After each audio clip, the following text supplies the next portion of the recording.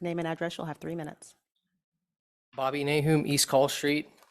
Up until recently, the public had access to the public high school tracks outside of school hours and while the track and fields were not being used by student athletes.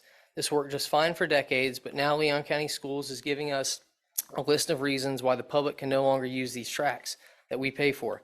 Today, I'm going to provide solutions to the reasons given that are valid and explain why the other reasons are not valid. Reason 1, we need to close off public access to the tracks to prevent excessive wear and tear on the new turf fields. A simple solution will solve this problem. Keep the tracks open, but put a 6-foot chain link fence around the perimeter of the turf fields on the inside of the tracks.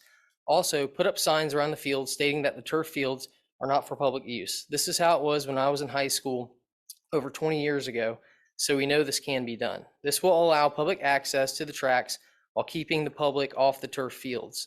Reason 2, closing off public access to the tracks is for the safety of the students. What we are asking for is public access to the tracks outside of school hours and when the facilities are not in use for games or practice. This doesn't pose a safety risk for students because the students will be gone at these times.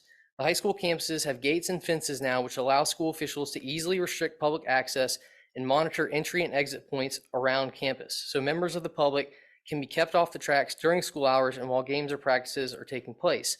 When school is out and no high school practices or games are taking place, we are simply asking that the track is made available for public use at those times. Reason 3, public access to the tracks poses a liability risk. This refers to the risk of a member of the public hurting themselves while using the track and then suing the school. This risk has always been present as long as the track and fields have been open to the public. What many decades of precedence has shown us is that these incidents have been extremely rare and the benefit to the taxpayers of having public access to the tracks far exceeds this minimal risk. In order for Leon County Schools to claim liability as a valid reason for cutting off public access to the tracks, it would need to be proven that in recent years there was a material increase in the number of payouts from lawsuits having to do with members of the public injuring themselves while using the tracks. So far, this has not been proven, and if this can't be proven, then liability is not a valid reason for closing the tracks to the public. Reason 4, public access to the tracks presents a risk of vandalism. Again, this risk was always present while the high school tracks were open to the public. What decades of time has proven is that incidents of vandalism on high school campuses have been rare, and the benefits to the community of public access far outweighs this minimal risk.